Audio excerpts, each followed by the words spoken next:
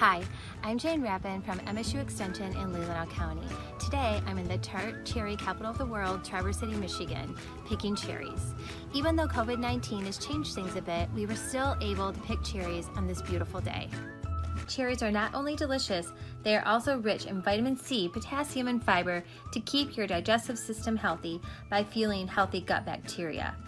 Cherries are also packed with antioxidants, which may reduce chronic disease risk and promote overall health. Today I'm making chocolate cherry energy bites. I love energy bites because they are easy to make with simple pantry ingredients that I almost always have on hand. They are the perfect make-ahead recipe for healthy snacking or breakfast.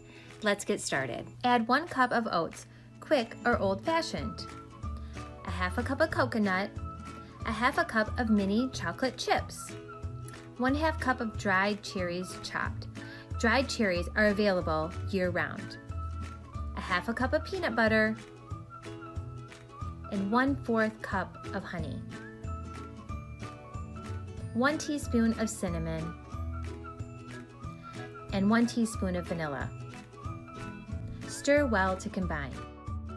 Roll into tablespoon-sized bites. You can store these in the refrigerator for up to 1 week. Enjoy!